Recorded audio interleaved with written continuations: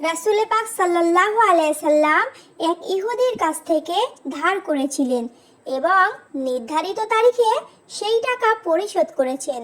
ইহুদি একদিন প্রতিমধ্যে রাসূল সাল্লাল্লাহু আলাইহি সাল্লামকে ধরে বলছেন, মুহাম্মদ সাল্লাল্লাহু আলাইহি সাল্লাম, তুমি আমার কাছ থেকে যে টাকাগুলো নিয়েছিলে সেই টাকাগুলো ফেরত দাও।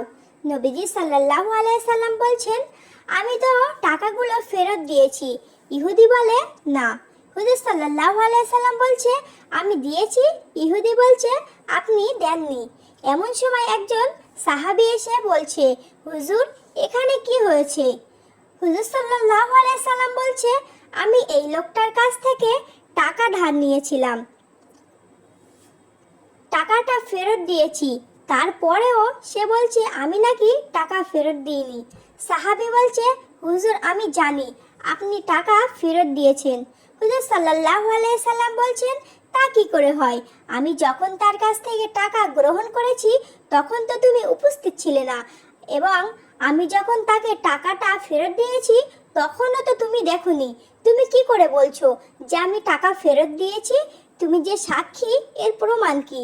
তখন সাহাবী বলছে, ইয়া রাসূলুল্লাহ, আমরা আল্লাহ তাআলাকে চিনতাম না, অসংখ্য মূর্তি পূজা করতাম। আমাদের বাপ দাদা 14 গোষ্ঠী মূর্তি পূজা করত। আপনি বলেছেন মূর্তি পূজা চলবে না, এক আল্লাহর ইবাদত করো, তার দাসত্ব করো। আল্লাহকে দেখি নাই। আপনার কথা মতো মা বাবার ধর্ম ত্যাগ করে শত শত মূর্তিগুলো পরিত্যাগ করে অদেখা আল্লাহকে বিশ্বাস করেছি। আপনি বলেছেন ফেরেশতা আছে, এই দুই চোখে কখনো দেখি নাই, বিশ্বাস করেছি। তিনি বলেছেন জাহান্নাম আছে, জীবনে কখনো দেখি নাই, বিশ্বাস করেছি।